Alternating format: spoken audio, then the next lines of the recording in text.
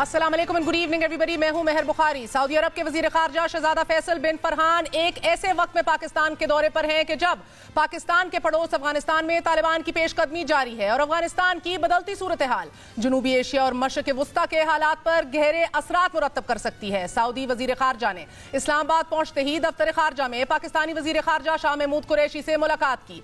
इस मुलाकात में अफगानिस्तान की सूरत हाल, दो तरफा ताल्लुकात और इलाकाई और बैनुल अक़वामी मामलात पर तफसीली तबादला ख्याल किया गया। इस मुलाकात के दौरान बाज़ाब्ता मुज़ाकराती इजलास हुआ और इस इजलास में दोनों फ्रीकैन ने बाहमी ताउन और हमआहंगी के इम्कानात को बढ़ाने और मुख्तलिफ शोबों में मजबूती के बारे में तबादला ख्याल किया। दोनों ममालिक के दरमियान पाकिस्तानी कोऑर्डिनेशन काउंसिल के क़याम का फैसला हुआ और दोनों फ्रीकैन ने आलम इस्लाम की तरफ से इंतहा पसंदी, तशद्दुद से निमटने, फिरका वारियत से दस्तबरदारी और बैनुल अक़वामी अमन और सलामती के हसूल के लिए जद्दोजहद करने की जरूरत पर भी दबाव डाला। इसी हवाले से बात करेंगे। हमारे साथ हारून शरीफ साहब मौजूद हैं, साबिक चेयरमैन बोर्ड ऑफ इन्वेस्टमेंट। हारून साहब अस्सलाम वालेकुम, बहुत बहुत शुक्रिया साथ देने का। सर, एक कॉमन डिनोमिनेटर तो अमेरिका दिखाई दे रहा है जो दोनों से ही खुश नहीं है, लेकिन अफगानिस्तान में ईरान और तुर्की के बढ़ते असर रसूख के हवाले से सऊदी अरेबिया भी बहुत तशवीश का शिकार है। क्या पाकिस्तान इस हवाले से कोई किरदार अदा कर सकता है? क्योंकि आज भी ये डिस्कस हुआ क्या इन तमाम रीजनल प्लेयर्स को एक टेबल पे लाया जा सकता है? क्योंकि आप ये जानते हैं कि proxy Wars, funding, we have been plagued by this for the longest time. जी बहुत शुक्रिया मेहर, इंतहाई अहम सवाल है। सबसे पहले तो सऊदी वज़ीर ख़ारजा जो हैं शेख फैसल बिन फरहान बिन अब्दुल्ला का दौरा बहुत खुशाइंद है, ना सिर्फ इसलिए कि उसकी टाइमिंग बहुत क्रिटिकल है, बल्कि इसलिए भी कि बहुत अरसे से जो रिवाइवल की कोशिश हो रही थी ये उसको और मजबूत करेगा। जो आपका सवाल है कि इस वक्त जो खित्ते में हो रहा है, देखिए पाकिस्तान की जो एक अलायंस नज़र आ रही थी पाकिस्तान, तुर्की, ईरान और उज़्बेकिस्तान की, उसमें मैं ये कहना चाहूँगा कि सऊदी अरब हमारा एक लॉन्ग टर्म स्ट्रेटेजिक पार्टनर है, एक बड़ा मुल्क है, खित्ते में उसका इन्फ्लुएंस है। उसको टेबल पर लाए बगैर हमारा जो बेसिकली किरदार है खित्ते की ताकतों का वो नामुकम्मल है। तो मैं बहुत खुश हूँ कि सऊदी अरब से आके बातचीत शुरू हुई है, लेकिन हमें बहुत पहले से उनको एक लाइन में रखना चाहिए था और उनका रोल एक बड़ा क्रिटिकल रोल फ्यूचर में रहेगा अगर खित्ते के ममालिक स्टेबिलिटी की तरफ काम करते हैं। जहाँ तक हमारा उनसे रिलेशन का ताल्लुक है, देखिए ये जो आपने रिवाइवल की बात की है कोऑर्डिनेशन काउंसिल की, ये काउंसिल तो 2.5 साल पहले बनी थी। ये ताल्लुक जो हमारा है इसमें खासी वॉलेटिलिटी रही है और एक मेन चीज़ जैसे मैं इन्वेस्टमेंट के पर्सपेक्टिव से कहूँ तो ये एक मिस्ड अपॉर्चुनिटीज़ का ताल्लुक भी है। अगर आपको याद हो तो जब शहजादा मोहम्मद बिन सलमान आए थे तो उन्होंने एक बड़ा क्लियर इकोनॉमिक पैकेज अनाउंस किया था। आइडियल हालात में ये होना चाहिए था कि 2.5 साल के बाद कोऑर्डिनेशन काउंसिल उस पैकेज की प्रोग्रेस को अनाउंस करती। अनफॉर्चुनेटली हम जियो इकोनॉमिक्स की बात करते रहे, लेकिन जियो पॉलिटिक्स ने उसको ट्रम्प कर दिया पिछले 1-2 सालों में, और ये हमारे लिए एक लम्हा फिक्रिया है कि एक बहुत अच्छी अपॉर्चुनिटी को हम नहीं इस्तेमाल कराए। और मैं दुआगो हूँ कि फ्यूचर में इसको रिवाइव किया जाए, वरना आज की मीटिंग जो थी वो ज़्यादा डिप्लोमेटिक और जियो पॉलिटिक्स पे रही। ठीक है हारून साहब, which brings me to my next question, क्योंकि क्रेडिट फैसिलिटी से आगे बढ़कर हमने एक वायबल इकोनॉमिक रिलेशनशिप की तरफ भी जाना है। क्या चाहता है सऊदी अरब? उसके पास क्या अपॉर्चुनिटीज हैं जो वो एक्सप्लोर करना चाह रहा है? क्या कोई म्यूचुअली बेनिफिशियल डील के ऊपर हम काम कर रहे हैं? असद उमर का ये काम है, शौकत तरीन will be the executioner, implement करेंगे, क्या वो ये काम कर रहे हैं? डू दे अंडरस्टैंड कि हमने पेपर से हट के कोई कॉन्टेक्स्ट फ्री डिस्कशंस या वेस्टेड अपॉर्चुनिटीज को छोड़ के हमने आगे बढ़ना है? डू आपको इस हवाले से मालूमात है? जी मैं सबसे इम्पॉर्टेंट चीज़ किसी भी इन्वेस्टमेंट रिलेशनशिप में पॉलिसीज़ और रिलेशनशिप का तसलसल होती है। अनफॉर्चुनेटली वो तसलसल सऊदी अरब और पाकिस्तान में कायम नहीं रह पाया। अब उसको दोबारा से शुरू करने की कोशिश की जा रही है। हमारे पास बड़े कॉन्क्रीट प्रोजेक्ट्स थे जिनको हमने आगे लेके चलना था, और मैं पाकिस्तान से फिर अपने, क्योंकि हम पाकिस्तानी हैं, हमें सोचना पड़ेगा कि हमारी सलाहियत को कैसे बेहतर किया जाए कि हम डिलीवर कर सकें। अब जो फ्यूचर है हमें सऊदी अरब को समझना पड़ेगा कि जो उनका विजन 2030 है वो 3 चीज़ों पे फोकस कर रहा है। एक तो वो सऊदी इकोनॉमी को ऑयल बेस से डाइवर्सिफाई करना चाहते हैं, जिसमें पाकिस्तान एक रोल वहाँ पे प्ले कर सकता है। हमारे पास फाइनेंशियल सेक्टर एक्सपर्टीज है, दूसरी चीज़ें हैं, हम उनसे पार्टनरशिप कर सकते हैं। ठीक। दूसरा, सऊदी अरब खित्ते के अंदर अपनी इन्वेस्टमेंट्स बढ़ाना चाह रहा है। اب یہ ہمیں یہ سوچنے کی ضرورت ہے کہ ان کو اگر انویسٹمنٹ کرنا ہے تو وہ آ کے نئے پروجیکٹ آج کل کے حالات میں تو لگانے سے رہے. ہمیں اپنے اسٹیٹ اونڈ انٹرپرائزز اور پروفٹیبل کمپنیز کو اس طرح ٹیلر کر کے ان کو دینا چاہیے تاکہ ان کی پارٹنرشپ اس میں آ سکے چلتی کمپنیوں میں، رادر دین کہ ہم نئے پروجیکٹس کی ان سے بات کریں. تو اس وقت جو اکنامک ہماری مینجمنٹ ہے اور جو ہماری لیڈرشپ ہے، مجھے ابھی تک اس میٹنگ میں کسی کانکریٹ پروجیکٹ کی اناؤنسمنٹ نہیں سنی ہے. آئی ہوپ کہ مستقبل قریب میں وہ ہو پائے. بہت بہت شکریہ. ہمارے ساتھ ہارون شریف صاحب موجود تھے، بات کر رہے تھے کہ کس طرح ہمیں آگے بڑھنا ہے سعودی عرب کے ساتھ اپنی اکنامک ریکوائرمنٹس دیکھتے ہوئے اور ان کو بھی وائبل بزنس پرپوزل سامنے رکھتے ہوئے. ناظرین آگے بڑھیں گے. آج کی اہم ترین خبر، گورنر اسٹیٹ بینک رضا باکر نے اگلے 2 ماہ کے لیے مانیٹری پالیسی کا اعلان کر دیا اور آج نیوز کانفرنس کرتے ہوئے انہوں نے یہ کہا کہ پالیسی ریٹ 7% پر رکھنے کا یہ فیصلہ ہو چکا ہے کہ جو کہ مہنگائی کی شرح 8.9% سے کم ہے. کیا یہ صحیح فیصلہ ہے؟ اس کے کیا اثرات مرتب ہوں گے؟ بات کرتے ہیں ڈاکٹر اشفاق حسن خان سے، ممبر اکنامک ایڈوائزری کاؤنسل ہیں. ڈاکٹر صاحب بہت بہت شکریہ. سر، میری خبر کے مطابق شوکت ترین صاحب نے بارہا بڑا زور لگایا کہ اس انٹرسٹ ریٹ کو نیچے لایا جائے، لیکن قائم رہے آپ کے اسٹیٹ بینک کے گورنر کے نہیں لایا جائے گا. کیا یہ بر وقت اور صحیح فیصلہ ہے گیون دا سچویشن؟ میرے خیال میں شوکت ترین صاحب بالکل صحیح کر رہے تھے، اور یہ میں تو پچھلے 1.5-2 سال سے یہ بات، جب سے پینڈیمک شروع ہوا ہے اس وقت سے یہ میں کہہ رہا ہوں کہ اس انٹرسٹ ریٹ کو 5% پہ جانا چاہیے. اور میری طرح کے بہت سارے اور بھی اکانومسٹ ہیں، وہ بھی یہی کہہ رہے ہیں. تمام بزنس مین جو ہیں ان کا بھی یہی ویو ہے کہ انٹرسٹ ریٹ کو نیچے جانا چاہیے. اور اس کی وجہ یہ ہے کہ ایک تو یہ ہے کہ پاکستان کا بجٹ کا خسارہ بہت زیادہ ہو رہا ہے. اگر آپ انٹرسٹ ریٹ کو کم کرتے ہیں تو آپ کا انٹرسٹ پیمنٹ کم ہو جائے گا. یعنی کہ 1% اگر ڈسکاؤنٹ ریٹ کو آپ کم کریں گے تو کم از کم 160 بلین کی آپ کی سیونگ ہوگی. تو میں تو کہہ رہا تھا کہ آپ کو 5% پہ لانا چاہیے، یعنی کہ 2 پرسنٹیج پوائنٹ آپ کم کریں، اوور 300 بلین آپ کو بجٹ پہ مل جائے گا. ڈاکٹر صاحب ایک اور کوئک سوال ہے آپ سے، وقت کی قلت ہے. ایک طرف تو ریزروز بڑھ رہے ہیں اور ایکسچینج ریٹ جو ہے وہ جو ہے دوسری طرف ہم دیکھ رہے ہیں کہ ڈپریشیٹ ہوتا چلا جا رہا ہے. اس کی کیا منطق ہے؟ Very nice question madam. بالکل یہ واقعی حیران کن چیز ہے یہ، اور یہ گورنر صاحب کی ضد ہے. میں بالکل بلنٹ ہو کے کہہ رہا ہوں آپ ضد ہے، چونکہ ان کو وہ گورنر صاحب کی پوری کوشش ہے کہ وہ انٹرسٹ ریٹ کو بڑھائیں، لیکن مجھ جیسے لوگ اور ایون شوکت ترین جو ہے وہ تو کم کرنے کی باتیں کر رہے ہیں، تو ہم ان کو فرسٹریٹ کر رہے ہیں. لہذا وہ ہمیں ایکسچینج ریٹ کو ڈپریشیٹ کر کے فرسٹریٹ کر رہے ہیں. There is no economic justification.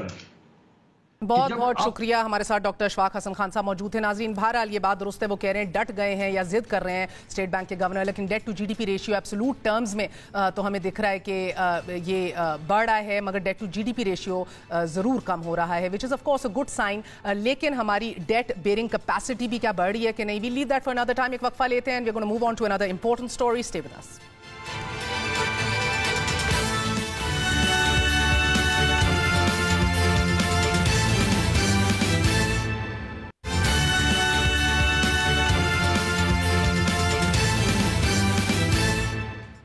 مسلم لیگ نون کسی طور آزاد کشمیر الیکشن کے نتائج تسلیم کرنے کے لیے تیار نہیں.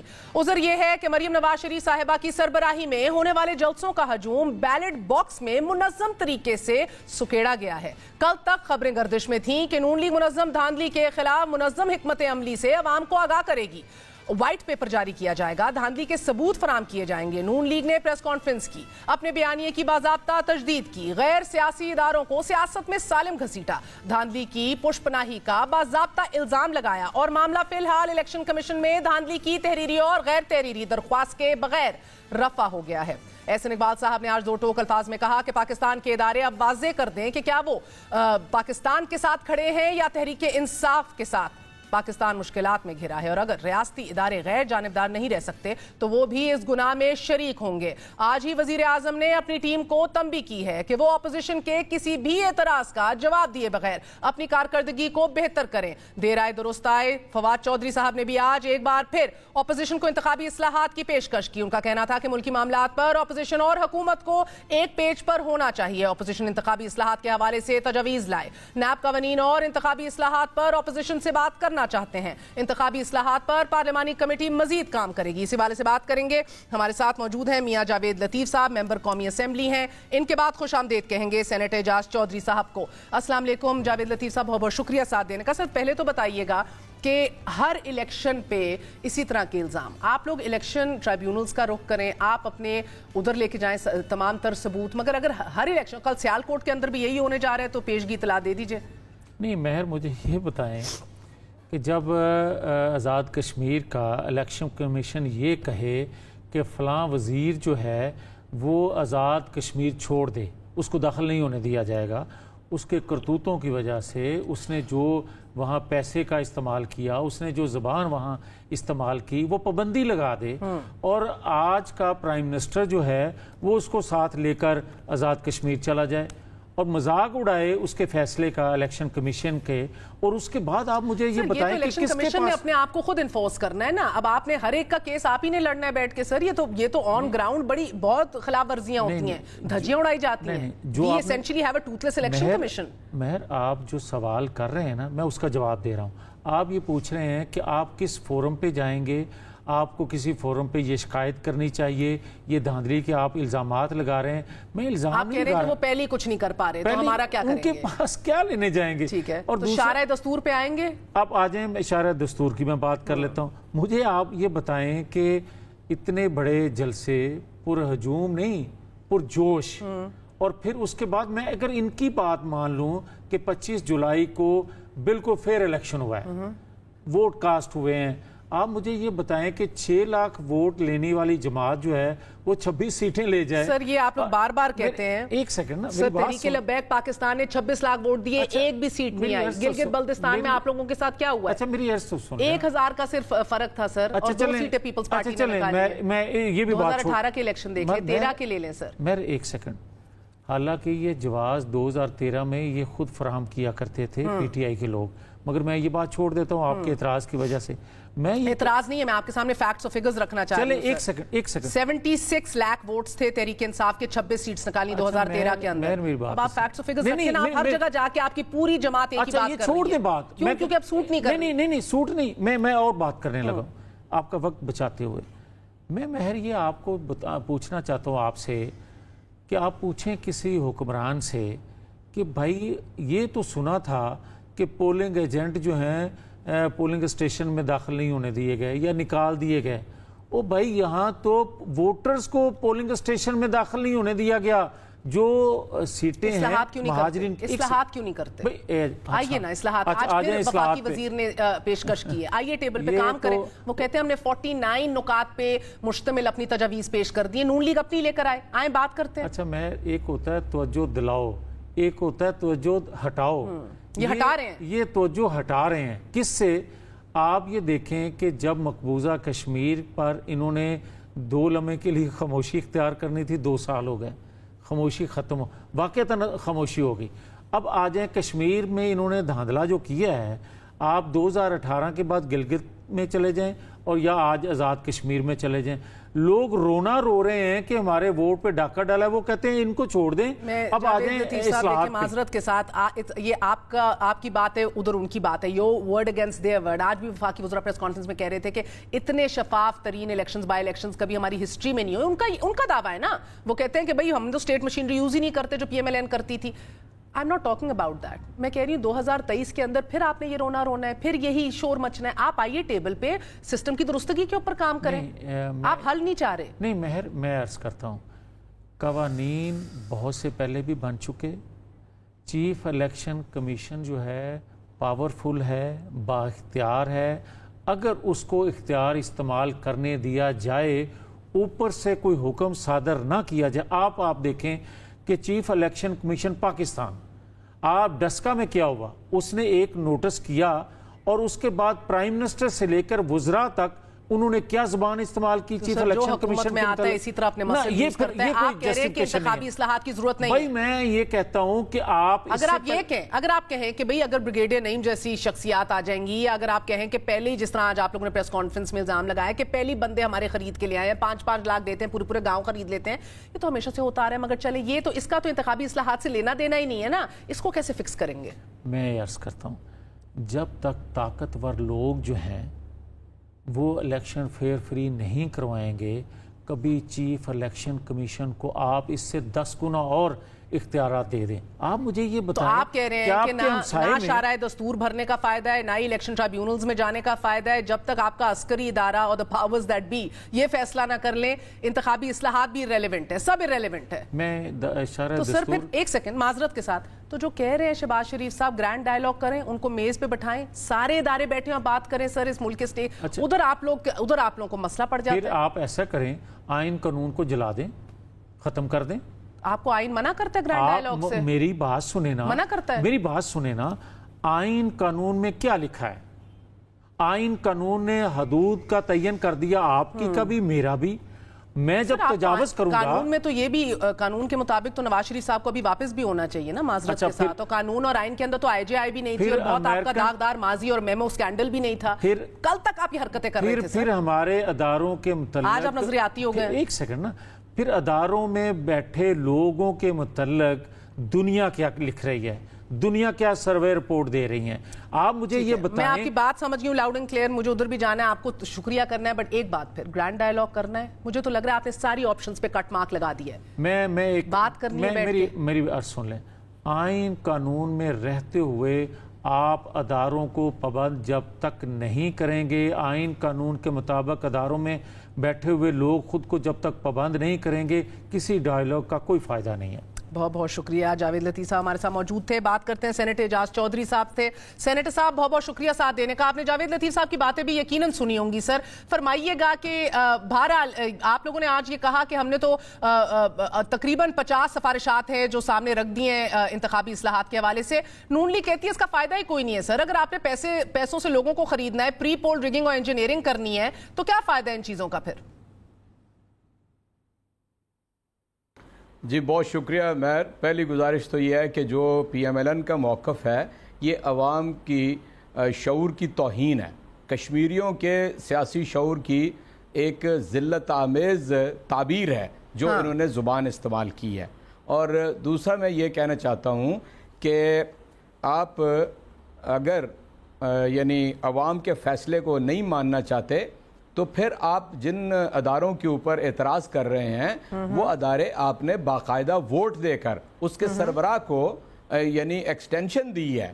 مجھے معلوم نہیں ہے کہ یہ کیا اعتراض لکھ کے بیٹھ رہے ہیں، یہ کسی پٹیشن کے اندر نہیں گئے ہیں، الیکشن کمیشن کو کوئی درخواست نہیں دی ہے، میں نہ معلوم کا رٹ لگانے والے۔ سر سمپل سی بات ہے، وہ کہہ رہے پیسوں کی بنیاد پہ لوگوں کا ایمان خریدا گیا ہے، جو گالی گلوچ اور کیچڑ اور مغلظات بکی گئی ہیں اس الیکشن کے اندر، وہ کہتے ہیں یہ راجہ فاروق حیدر صاحب کہتے ہیں ہماری روایات نہیں تھی، بٹ چلے پیسے پہ آ جائیں۔ سر آپ کو پتہ ہے بڑے بڑے بریگیڈیئرز کے نام آ رہے ہیں، ان کو اپنے عہدوں سے بھی ہٹا دیا گیا ہے، اس ملک میں کوئی سوال نہیں کر سکتا، پر چلتے ہیں۔ راجہ فاروق حیدر صاحب کا گالیوں بھرا کلپ میں آپ کو بھیج دیتا ہوں، معاف کیجئے گا میں یہ فکرہ استعمال کر رہا ہوں، یعنی میں نہیں سمجھتا جتنی بد زبانی کا آغاز PMLN کی طرف سے کیا گیا اور یعنی ان کی لیڈر کی طرف سے کیا گیا، اس کے جواب میں ہی ساری باتیں لوگوں کے سامنے آئی ہیں۔ اور گالی کا کلچر جو ہے اپوزیشن کی سیاسی جماعتوں نے 20 30 40 سال پہلے شروع کیا تھا، یہ کلچر تو انہوں نے خود پروان چڑھایا ہے، لیکن اس کے باوجود میں کہتا ہوں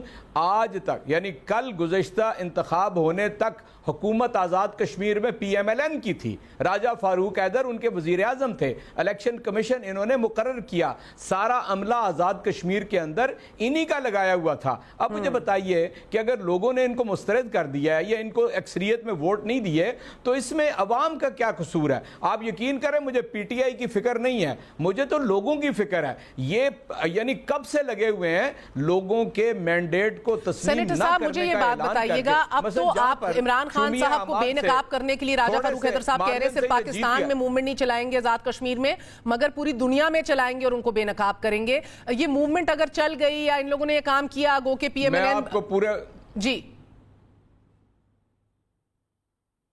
میں آپ سے عرض کرتا ہوں نریندر مودی کے کہنے پہ یہ ہر موومنٹ چلا سکتے ہیں، یہ مشیر جو ہے افغانستان کا محب اس کے کہنے پہ ہر موومنٹ چلا سکتے ہیں، جس طرح نریندر مودی کو عالمی برادری میں یعنی چاروں شانے چت کیا گیا ہے، جس طرح اس کے موقف کو مسترد کیا گیا ہے، جس طرح ہندتوا کے فلسفی کو مسترد کیا گیا ہے، اسی طرح راجہ فاروق حیدر کو بھی مسترد کیا جائے گا، جو یہاں سے مفرور اور مجرم ہو کے باہر بیٹھ کر اس قوم کے تقدیر کے بارے میں کوئی بات کہنا چاہتے ہیں یا فیصلے کرنا چاہتے ہیں، قوم انہیں مسترد کر چکی ہے۔ اس بد اعتمادی اور پولرائزیشن کی فضا میں الیکشن کمیشن آف پاکستان کے اندر بھی 2 اسامیاں خالی ہو گئی ہیں، جو آئیڈیلی تو آئین کے مطابق 45 دن کے اندر مشاورت ہونی چاہیے، لیکن ہم نے دیکھا ہے ماضی حال ہی کے اندر 1 سال سے اوپر لگ گیا تھا۔ اسلام آباد ہائی کورٹ سے بھی رسوا ہو کے سب کو واپس آنا پڑا تھا، جب چیف جسٹس اطہر من اللہ صاحب نے وہ دکھایا تھا، وہ ہے پارلیمان جدھر یہ فیصلے ہونے چاہیے۔ تو اب آپ پھر پنجاب اور خیبر پختونخوا کے اندر آپ لوگوں نے الیکشن کمیشن کے ممبران کی تعیناتی کرنی ہے، مشاورت کیسے ہوگی اس ماحول کے اندر؟ کیسے اصلاحات کے اوپر یا نیب ریفارمز کے اوپر بات ہوگی؟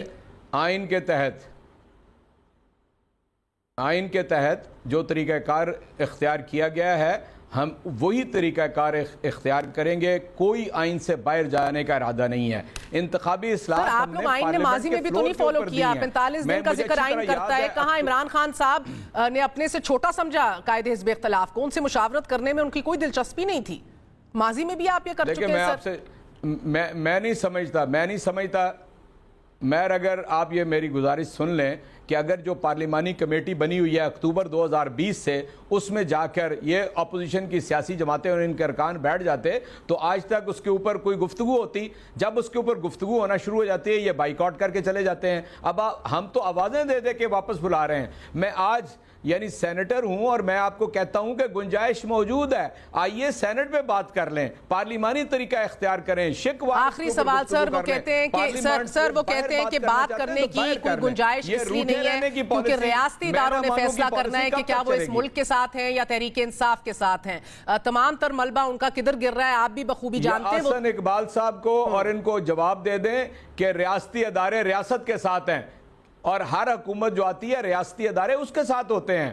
کل کو گزشتہ کل میں ان کی حکومت تھی، ریاستی ادارے ان کے ساتھ تھے۔ آج ہماری حکومت ہے، ریاستی ادارے ہمارے ساتھ ہیں۔ کل کسی اور کی حکومت ہوگی، ریاستی ادارے ان کے ساتھ ہوں گے۔ اس سے بڑی میں کہتا ہوں بد تہذیبی اور کوئی نہیں ہو سکتی کہ جب آپ کو کوئی بات سمجھ نہ آئے تو آپ ایکیوز کرنا شروع کر دیں۔ میں آپ کو بتاتا ہوں 1977 سے میں شعوری طور پہ پاکستان کی سیاست کو دیکھ رہا ہوں، جب تک انتخابی اصلاحات نہیں ہوں گی ہر ہارنے والی پارٹی جو ہے وہ دھاندلی کا شور مچائے گی۔ مجھے تو بھولا ہی نہیں ہے کبھی کسی الیکشن کے، خود چیف الیکشن کمشنر مجھے یاد ہیں فخر الدین جی ابراہیم، سعد سعود جان، جنہوں نے الیکشن کے بعد خود کہا کہ انتخابی اصلاحات کے بغیر پاکستان میں الیکشن شفاف نہیں ہو سکتا۔ اس لیے مجھے یہ بتائیے، آخری سوال آپ سے، انتخابی اصلاحات اپنی جگہ، مگر یہ جس معمے اور پرابلم کی نشاندہی کر رہے ہیں وہ انتخابی اصلاحات سے بھی نہیں حل ہوگی، وہ اس کو پری پول انجینئرنگ کہتے ہیں سر، اس کا حل کیا ہے؟ پیسے بانٹنا، لوگوں کو اس کیمپ سے اٹھا کے اس کیمپ منتقل کرنا۔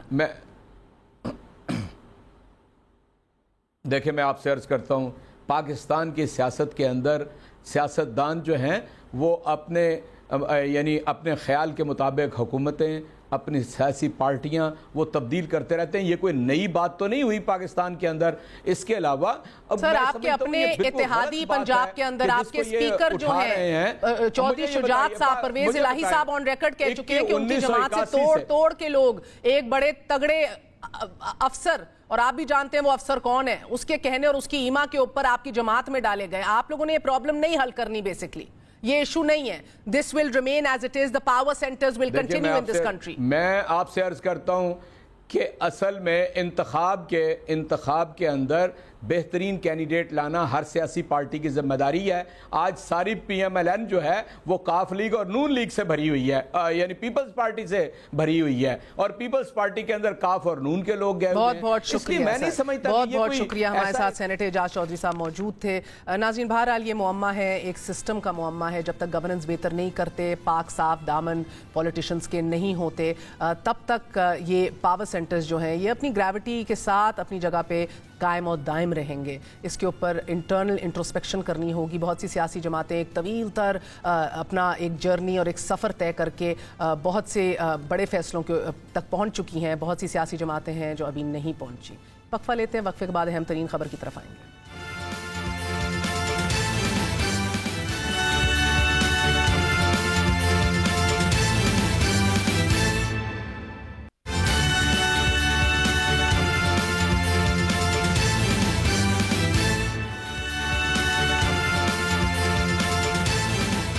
पाकिस्तान में खवातीन तेजी से गैर महफूज होती चली जा रही हैं। गुज़िश्ता एक हफ्ते के दौरान खवातीन पर तशद्दुद और कत्ल के भयानक वाक़यात में अचानक इजाफा देखने को मिल रहा है। सोशल मीडिया पर कई दिनों से justice for कुरुतुलैन, justice for Saima, justice for Sadaf और अब जस्टिस फॉर नूर ट्रेंड कर रहा है। नाज़रीन, नूर मुकद्दम के लर्ज़ाखेज़ कत्ल ने पूरे मुल्क के तूलो अर्ज को हिला कर रख दिया है। हमारे मुल्क में औरतों से मुतल्लिक सोच और ज़हनियत और इसके साथ साथ कानून के अदम निफाज का इतना ठोस यकीन है मुजरिमों को कि कवानीन के होते हुए भी ग्लोबल जेंडर गैप इंडेक्स में दुनिया के 153 ममालिक में से पाकिस्तान का नंबर 151 है। मतलब कि हम जेंडर गैप इंडेक्स में दुनिया का दूसरा बदतरीन मुल्क है। और इस पर हाकिम वक्त की मामला फहमी भी मुलाहिजा कीजिए कि मर्द कोई रोबोट तो है नहीं, औरत को कम कपड़े नहीं पहनने चाहिए। क्या कसूर की ज़ैनब ने मुख्तसर लिबास ज़ेबे तन कर रखा था? क्या कुरुतुलैन, सदफ, साइमा, नूर ये सब खवातीन बरहना थी? और 20 जुलाई को जब नूर मुकद्दम को एक शकीउल कल तेज धार छुरी से ज़िबा कर रहा था,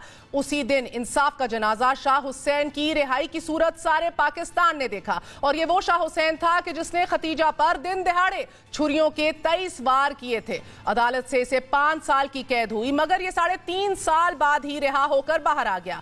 आज नूर के कातिल जाहिर जाफर ने दौरान तफ्तीश कत्ल का एतराफ कर लिया। पुलिस जराए का यह कहना है कि मुल्जिम को मजिस्ट्रेट की अदालत में पेश किया जाएगा, जहां क्रिमिनल प्रोसीजर कोड के दिफा 164 के तहत मुल्जिम का बयान रिकॉर्ड करवाया जाएगा। मुल्जिम जाहिर का मोबाइल भी पुलिस ने बरामद कर लिया है। जाहिर के मोबाइल डेटा से खवातीन पर तशद्दुद की कई और वीडियोस भी मंजर आम पर आ रही हैं। मुल्जिम माजी में भी मुबैना तौर पर खवातीन पर तशद्दुद में मुलव्विस रहा है। मोबाइल डेटा से यह भी पता चलाया जाएगा कि मुल्जिम अपने वालिदैन से भी राब्ते में था। इस केस में नूर के ड्राइवर के बयान ने भी मामले को मजीद पेचीदा कर दिया है। नूर के ड्राइवर ने इंकशाफ किया है कि नूर मुकद्दम ने उसे फोन कॉल की और कहा कि फौरी तौर पर 7 लाख रुपए का इंतजाम किया जाए, जिनका मेरे वालिदैन को नहीं बताया जाना चाहिए। ड्राइवर के मुताबिक उसने नूर मुकद्दम से कहा कि वो 7 लाख रुपए का इंतजाम नहीं कर सकता, जिस पर नूर मुकद्दम ने कहा कि पैसे बहुत जरूरी चाहिए, किसी दोस्त से लेकर लो मगर जरूर लाओ। ड्राइवर का कहना है कि उसने 3 लाख रुपए का इंतजाम किया और 19 जुलाई को पीर के रोज दोपहर के वक्त नूर मुकद्दम की जानिब से दिए जाने वाले पते पर वो जाहिर जाफर के घर पहुंच गया। नूर मुकद्दम को फोन किया तो उन्होंने कहा कि मैं बाहर नहीं आ सकती, पैसे खानसामे को दे दिए जाएं, जिसके बाद ड्राइवर ने 3 लाख रुपए खानसामे के हवाले कर दिए। नूर केस में अहम तरीन पेशरफ्त यह भी है, जरा इंकशाफ कर रहे हैं कि कल बरोज़े पीर अमरीकी सफारत खाने के अमले ने भी मुल्जिम जाहिर जाफर से मुलाकात की। अमरीकी सफारत खाने ने मुल्जिम से मुलाकात के लिए पुलिस को बाकायदा दरख्वास्त दी। आला पुलिस अफसरान ने बाहमी मुशावरत के बाद सफारती एहलकारों को मुलाकात की इजाजत दे दी। जराए के मुताबिक सफारती अमले की मुल्जिम से पहली मुलाकात पुलिस के 2 सीनियर अफसरान की मौजूदगी में हुई और दूसरी मुलाकात अकेले में कराई गई। मुल्जिम से अमरीकी सफारती अमले की मुलाकात के हवाले से अमरीकी सफारत खाना तरदीद या तस्दीक कर रहा है और ना ही इस्लामाबाद पुलिस। नाज़रीन, 20 जुलाई को दारुल हुकूमत इस्लामाबाद के पॉश सेक्टर F7 में साबिक पाकिस्तानी सफीर शौकत मुकद्दम की जमा साला बेटी नूर मुकद्दम को बेदर्दी से कत्ल कर दिया गया था। नूर एक पढ़ी लिखी और हिजाब पहनने वाली लड़की थी। जाहिर के इसरार पर ही नूर साहिबा के दोस्तों के मुताबिक उसको हिजाब भी उतारना पड़ गया। नूर और जाहिर के वालिदैन एक दूसरे को अच्छी तरह जानते भी थे। इन दोनों का एक दूसरे के घर आना जाना भी था। नूर की दोस्त के जो जाहिर जाफर को भी जानती हैं, वो इस हवाले से क्या कहती हैं, मुलाहिजा कीजिए। We're close family friends. We were when we were children. जब हम छोटे थे तो हमारे ख़ानदान का आपस में मिलना जुलना था। मैं तब से जाहिर जाफर को जानती हूँ, लेकिन मेरी उससे कोई दोस्ती नहीं थी क्योंकि वो ज़्यादा बातचीत नहीं करता था और सोशल इवेंट्स पर नहीं जाता था। इसका बर्ताव गैर यकीनी सा था। मुझे लगा कि वो आसानी से गुस्से का शिकार हो जाता है, तो इन वजूहात के बिना पर मैंने उससे फासला रखा। वो सारी जिंदगी पाकिस्तान में रहा है और जहाँ तक मेरे इल्म में है वो 1 साल के लिए अमेरिका अपनी डिग्री के सिलसिले में गया था। वो ऐसा तासुर दे रहा है जैसे उसको उर्दू बोलना ही नहीं आती और वो कह रहा है कि वो अमेरिकी शहरी है और पाकिस्तानी शहरी नहीं है। वो पाकिस्तान का शहरी है और उसको उर्दू बोलना आती है। मुझे मालूम है कि इस हल्का अहबाब में जो लड़के थे वो इंतहा दर्जे की औरत से नफरत करने वाले और बुरा भला कहने वाले थे। ये लोग इंतहाई बुरे थे और क्योंकि इन्होंने मेरे और मेरी वालदा के बारे में जो कुछ कहा था उसका सोचकर मुझे बहुत गुस्सा आता है। सच्ची बात तो ये है कि इस्लामाबाद में बड़े होते हुए मैंने इतने घटिया किस्म के मर्द नहीं देखे। मुल्जिम ज़ाहिर मुल्क की मारूफ तजारती कंपनी AJCL के मालिक ज़ाकिर जाफर के साहबजादे हैं और उनके ताल्लुकात मुल्क के ताकतवर तरीन इदारों से भी हैं। ज़ाहिर थेरेपी वर्क्स इदारे में भी बतौर थेरेपिस्ट काम कर चुके हैं और अपने वालिदैन की कंपनी के अंदर बड़ा आला ओहदा रख चुके हैं और ये इदारे की जानिब से निजी स्कूलों में भी बच्चों को लेक्चर भी दिया करते थे। ज़राए के मुताबिक वक़ुआ से चंद दिन कबल ही ज़ाहिर ने नूर को ये कहकर घर बुलाया कि वो अमेरिका जा रहे हैं, मिलने आ जाओ। नूर ज़ाहिर के घर पहुंच गई। मुल्जिम ज़ाहिर ने नूर से ज़बरदस्ती वालिदैन को फ़ोन करवाया। नूर ने वालिदैन से कहा कि वो मजहबी इज्तिमा के लिए शिरकत के लिए लाहौर जा रही हैं। नाज़रीन, वालिदैन ने बादज़ां नूर से राब्ते की कोशिश की तो उसका फ़ोन मुसलसल ऑफ था। वालिदैन को तशवीश लाहक हुई। उन्होंने नूर के दोस्तों से राब्ता किया। यकीन जा रहे मेरी बेटी जो है, मैं बाप हूँ लेकिन बात ये इनोसेंट बच्ची थी। इनोसेंट ये इंसान क्या, ये जानवर से भी मोहब्बत करती थी, ठीक है। तो इतनी इनोसेंट और बेचारी प्यारी बच्ची थी, अपने इसमें इतने अपराइट ऑफ द लाइफ में जब हम चार इसकी खुशियाँ देखे तो ये इसके साथ हो गया है। इतना जुर्म हो गया, पूरे पाकिस्तान हिल गई है, पूरे बाहर के मुल्क हमारी दुनिया इसके जो है इतने मैसेजेस आ रहे हैं और एक ही कहानी बोल रहे हैं। हम कल से सारी फैमिली रो रही है, हमें समझ नहीं आ रहा है। मंगल 20 जुलाई को ज़ाहिर नूर के साथ मुतशद्दद हो गया। उसने नूर पर तशद्दुद शुरू कर दिया। इसकी चीख और पुकार में पहली मंजिल से नूर ने छलांग भी लगाई और वो जान बचाने के लिए गेट की जानिब बढ़ गई। गेट को ताला लगा हुआ था। वो सिक्योरिटी गार्ड के कैबिन में जा छुपी और ये वीडियो भी मंजर आम पर आ रही है नाजरीन। मगर जालिम ज़ाहिर जाफर ने उसे बालों से पकड़कर वापस घसीटा और घसीटते हुए अंदर ले गया। ये मंजर घर के गार्ड ने भी खुद देखा और ये भी फुटेज में नजर आ रहा है। उन्होंने पुलिस को फोन करने की बजाय ज़ाहिर के वालिदैन को फोन कर दिया। ज़ाहिर के वालिदैन ने भी पुलिस को फोन करने की बजाय थेरेपी वर्क्स के मुलाजिमीन को फोन कर दिया और इस मामले के हल के लिए ज़ाहिर को बचाने के लिए या रोकने के लिए घर पहुंचने का कहा। इसी तरह की एक ऑडियो लीक भी मंजर आम पर आई है, मुलाहिजा कीजिए। थेरेपी वर्क 7:30 बजे पहुंचे हैं तो एक क्राउड बाहर खड़ा था इसके दोस्तों का। उनको पूछा पुलिस को क्यों नहीं बुलाया। हमारी तरफ से कोई डिले या गफलत नहीं हुई। इन्होंने ऐसी अजीब बात की है जाकिर जाफर ने मुझे कि एक लड़की अंदर है जिसको शायद ये सोलिसिट कर रहा है। मैंने कहा क्या बोल रहे हो जाकिर, सोलिसिट का क्या मतलब होता है, लड़की बुला रहा है उसके लिए। उसे ऐसे ही कि मैंने कहा इसको तो उठा के बंद करना लाजमी, अल्लाह जाने लड़की अंदर क्या है।